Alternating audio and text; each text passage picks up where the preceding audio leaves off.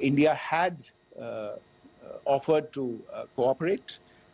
India provided forensic evidence and urged Pakistan to bring the perpetrators of these attacks to justice. We, in particular, with regard to the Mumbai attacks of 2008, where a Pakistani Lashkar-e-Taiba terrorist was captured alive, India provided extensive information and evidence related to the involvement of Pakistani terrorists in this attack. Cases were registered, but you are all aware that these cases have not progressed, despite the formation of judicial teams, etc. And Pakistan has consistently stonewalled all efforts to move the investigation along. In fact, with regard to the Pathankot attack as well, a joint investigative team was formed. We gave access, unprecedented access, I should say, to Pakistani team to the site of the attack. Details of call records data and DNA, etc., were shared with Pakistan. We had shared with them details related that we had been able to access to the addresses of terrorists. We presented evidence against the office bearers of Jaish-e-Mohammed who had conspired in the attack, and the handlers of the terrorists who facilitated them and guided them in. But there has been no movement on this. So in all of this, I think the experience has not been positive, and it certainly doesn't give us the confidence now to take at face value Pakistani assertions of wishing to participate in a joint investigation. These are just delaying tactics. These are just stonewalling tactics. And in fact, there is reason to believe that Pakistan uses the evidence that we provide only to cover its tracks and, in fact, defend the terrorists who we are looking for and obstruct the path of investigation. A third point that I wanted to address was the claim that only civilians were killed in the strikes on the 7th of May. We have made the point very clearly that all attacks on the morning of 7th May were against carefully selected terrorist infrastructure, terrorist targets. It is not clear to us, in fact, seeing some of the coverage of the after effects of these strikes, including the funerals for the terrorists that are held yesterday. I think a lot of you have seen the reports and the coverage on media. If only civilians, if any civilians were killed in these attacks, I wonder what message this picture actually sends to all of you. This is a question that is worth asking. It's also odd that the funerals of civilians are carried out with the coffins being draped in Pakistani flags and state honors being accorded. As far as we are concerned, the individuals eliminated at these facilities were terrorists. Giving terrorist state funerals may be a practice in Pakistan. Doesn't seem to make much sense to us. Pakistan has also claimed that India deliberately attacked religious sites. This is completely false again. I have made it clear that the targets were terrorist infrastructure, terrorist facilities, and locations connected clearly with incidents of cross-border terrorism into India. And it is in fact Pakistan that is misusing religious sites as a cover to, in fact, radicalize, direct, and indoctrinate and train terrorists. In fact, contrary to what Pakistan is claiming, yesterday, Pakistan launched a targeted attack on the Sikh community in the state of Jammu and Kashmir, hitting Gurdwara in Poonch and the homes of Sikh community members, which came under attack. And we know that at least 3 individuals were killed in that particular attack. Pakistan is also making attempts to, in fact, just to add to this point, the retaliatory action that Pakistan has taken, in fact, is impacting civilians. I showed you the picture of the Gurdwara and the Sikh community members who were killed in this. There are other civilians also who've been killed and injured in these attacks. In fact, since yesterday morning, a total of 16 civilians have been killed and 59 others have been injured in the attacks by Pakistan. Not only this, Pakistan is also making attempts as part of its disinformation campaign to paint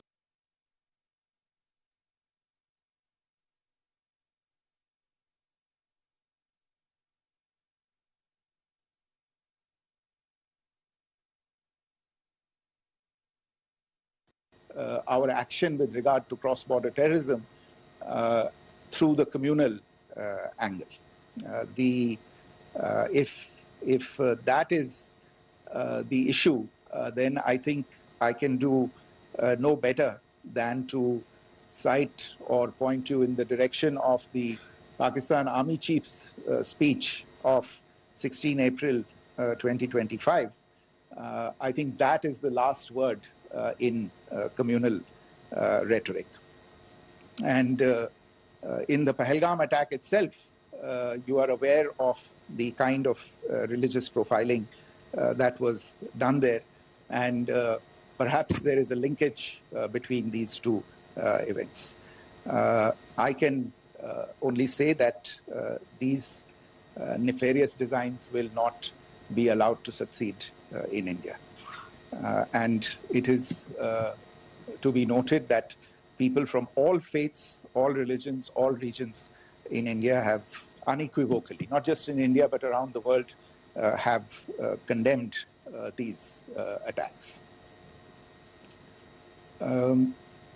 The Pakistani claims of now responding to India's strikes of the 7th of May. As I said right at the outset, it is India which is responding. The original escalation was by Pakistan on the 22nd of April. We are the ones who are responding to that escalation with the action that was taken yesterday morning. And again, I would like to emphasize that the action was restrained. It was directed towards non-civilian, non-military targets and confined to terrorist camps. And again, as we have been saying since yesterday, any further action by Pakistan, some of which we are seeing today, is nothing but escalation by Pakistan now, once again, and will be responded to and is being responded to appropriately. One point that I wanted to also address was the allegations to the targeting of a dam, the Neelam Jhelum project in Pakistan-occupied Kashmir. I want to say that this is an absolute and complete fabrication and a blatant lie. India has targeted only and only terrorist infrastructure, and the details of that, that terrorist infrastructure, together with the locations, were shared with you yesterday by Colonel Qureshi and Wing Commander Singh. I should note that if this kind of a claim is a pretext for targeting Indian infrastructure of a similar nature, Pakistan will be entirely responsible for the consequences that will undoubtedly follow.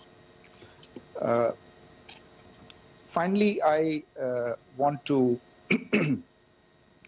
address some issues that have been raised related to the Indus Waters Treaty and the disinformation that has been raised in regard to that as well. The fact is that there have been fundamental changes in the circumstances in which the Indus Waters Treaty was concluded, and they call for a reassessment of the obligations under the treaty.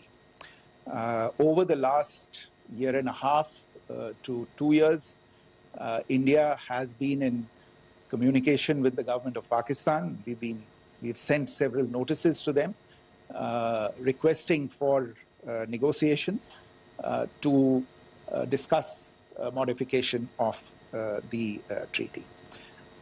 India has for 6+ decades now honored the treaty, even during periods when Pakistan imposed multiple wars on us, and even when relations were adversarial.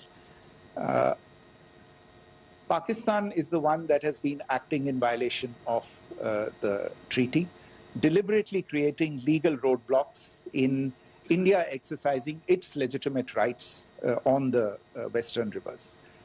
Any projects that India sought to build on the Eastern rivers, and even on the Western rivers, which we are allowed to by the treaty, were always challenged by Pakistan, thereby hampering our rights to utilize our legitimate waters under the treaty.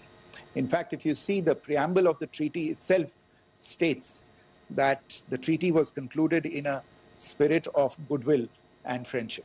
Mark those words, concluded in a spirit of goodwill and friendship. ये भारत का धैर्य और भारत की सहनशीलता है जो 65 साल से हम इतनी प्रोवोकेशन के बावजूद इस ट्रीटी को निभा रहे हैं. However, as has been made clear earlier as well, Pakistan has not responded to our requests to enter into negotiations for a reassessment of the obligations under the treaty. A number of conditions have changed. This is a treaty that was based on the engineering techniques of the 50s and the 60s. We are living through the first quarter of the 21st century. Technological changes and technological advancements have to be taken into account. There are demographic changes. There are climate changes that have taken place. There is the imperative of clean energy. And of course, the terrorism that Pakistan has wreaked in the state of Jammu and Kashmir itself has hampered India's ability to exercise its rights under the treaty. Pakistan's persistent refusal to respond to our requests to enter into government-to-government negotiations on the modification of the treaty is, in a sense, itself a violation of the treaty. And therefore, India has taken the step of putting the treaty in abeyance until Pakistan abjures irrevocably its support for cross-border terrorism. Maybe I'll stop there. I mentioned earlier yesterday as well that this is an evolving situation. I would therefore ask all of you to be considerate and restrained. It will not be possible for us or my colleagues from the armed forces to share operational details at this point in time. Beyond that, if you have any questions, may I have time for only a few, and I'll try to answer those questions.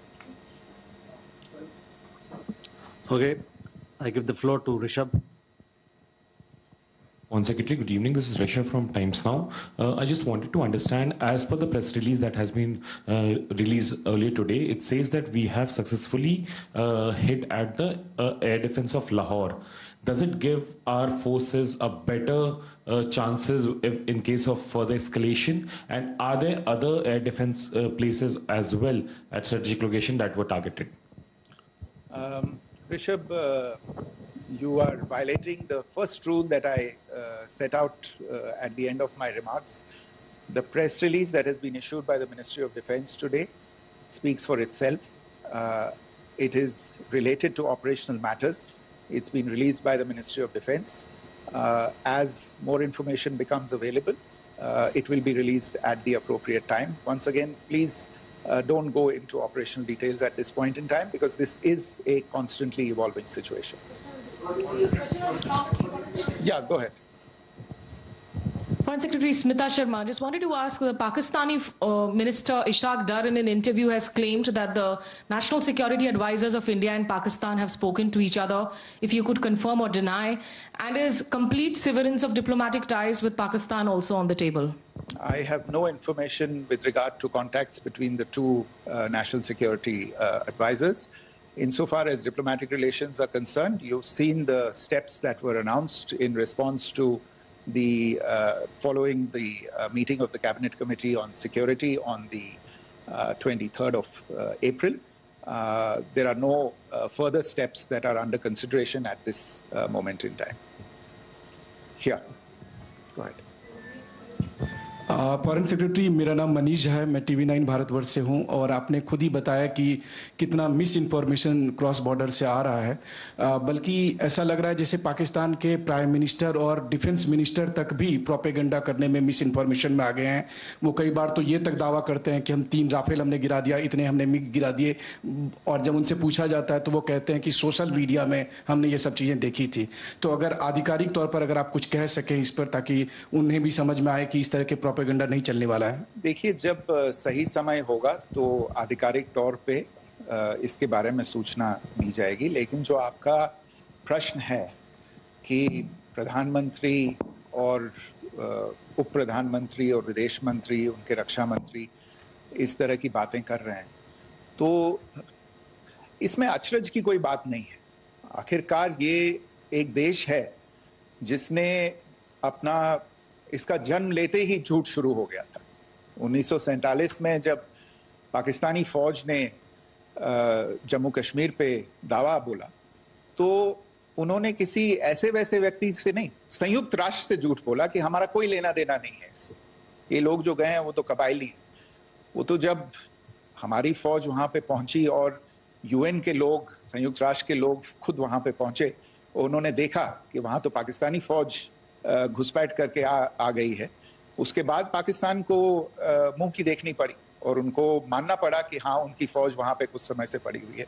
तो ये जो यात्रा है एक तरह से 75 साल पहले शुरू हो चुकी है, तो I am not surprised that this kind of disinformation is being indulged in. Yeah. Siddhant. So Siddhant from Beyond. Sir, we have seen a lot of negative comments coming from the Pakistani military of escalation. If tomorrow there is an escalation, there are strikes, we know one attempt has been thwarted, what will be the Indian response to those attempts of creating more escalation? Because it is looking like it's going towards more escalation. And my second question is, are any other world powers, essentially the P5 countries, the West Asian countries, reaching out to de-escalate the current situation? Look, on escalation, we've already made our stance clear. I mean, there are 2 basic points. First of all, it is Pakistan that escalated on the 22nd of April. We are only responding to that escalation. And then what we have said yesterday and what my colleagues have said today, that now if there is an attempt at further escalation by Pakistan, it will be responded to in an appropriate domain. And therefore, the choice is entirely that of Pakistan to make. As to your second question, I don't think I can do better than to point you in the direction of the statements that are being made from practically every chancellery in the world, and the sentiment that they are carrying. That sentiment essentially, and for the major portion, is support for the government of India in the context of the condemnation of the terrorist attack in Pahalgam on the 22nd of April. There is wide recognition of the government of India's right to respond to these attacks in self-defense, and of course, a desire to ensure that there is not further escalation. I think these statements speak for themselves. Yeah. There. Sir, this is Mausami from India Today. Now, in the all-party meeting, we have learned that the defense minister has said that, in the operations in Sindoor, almost 100 terrorists were killed. Would we have any details about what is the number like, and also about if there were any big faces, masterminds, terrorist masterminds who were in fact killed? There is also a report that Masood Azhar's family's 10 members have been killed, and Rauf Asghar, who was actually the mastermind of Pulwama, he's also been badly, severely injured. I don't have information at this point in time to share with you on these issues. But as I said, I think, there is so much information out there on television, in the news media, in social media, that it sometimes looks like a long time has passed since this. Please understand that slightly over 36 hours only have passed since this operation was undertaken. Let us have some patience. Information will come out and will be shared in due time. Shruti. Thank you, Foreign Secretary. Shruti Ranjan from Bloomberg. Sir, could you give us any understanding whether India has moved the IMF or the World Bank to kind of, sensitize them about the the bailout that Pakistan has, and the kind of stuff that the Pakistan government is doing? Look, we have an executive director at the IMF. Tomorrow there is a meeting of the board of the IMF, and I'm sure that our executive director will put forward India's position. The decisions of the board are a different matter. The process through which they are made. But I think the case with regard to Pakistan should be self-evident to those people who generously open their pockets to bail out this country. And since you are from Bloomberg, I think you would have the data on how many IMF bailout programs have been, very good, thank you, have been sanctioned in the space of the last 3 decades. And I think you would also have an idea of how many of those programs have actually reached successful conclusion. Probably not many. So I think this is a decision that board members have to take by looking deep within themselves and looking at the facts. So we can, one last question, sir. Yeah. One last question. Foreign Secretary, I'm Siddhant from CNN News 18. I would like to know, since it's an opportunity to speak to you, I would like to know the response coming from United States since last 3 weeks. Saudi Arabia, Qatar. In fact, Prime Minister Modi spoke to Qatar before the strikes that evening. Perhaps how do you read the support coming from these countries? Perhaps traditionally they were seen on the other side. This time around, their statements are strong worded. In fact, India-Saudi joint statement also had a very strong condemnation, strong worded condemnation. United States at all levels have condemned the attack and have extended support. In fact, Saudi Deputy Foreign Minister is in India. He just met EMS Jaishankar. Also, if you could shed some light on his visit, his meeting with EMS Jaishankar. In fact, we have also been told that he met Prime Minister Modi. Thank you. Look, all the countries that you named and many others, we have been in touch with them. The Prime Minister has spoken to a large number of world leaders. A large number of world leaders have called him, as have called the External Affairs Minister. As we speak, there are conversations going on today as well with world leaders. And your assessment or conclusion of the general tenor of these messages is very much on point. And I think this is a recognition of the fact, firstly, of the barbaric nature, the unprecedented nature and character and features of the attack in Pahalgam, and a recognition of India's right to respond to this. and also a recognition of the fact that in responding, we have been nothing but responsible and have done so in a restrained, in a measured, and in a non-escalatory manner. I think that counts for something. People have taken that into account, and that is what is explaining the kinds of reactions that we are seeing. And we appreciate the sentiments and the statements that have been made by the vast majority of world leaders. Yes, the Saudi Minister of State for Foreign Affairs is in Delhi. He had a meeting with the External Affairs Minister earlier today. I don't have further details at this moment, but if there are details, the ministry will share them at some point with you. Thank you. I think that's all we have time for today. We'll join you again soon. Thank you all. Thank you.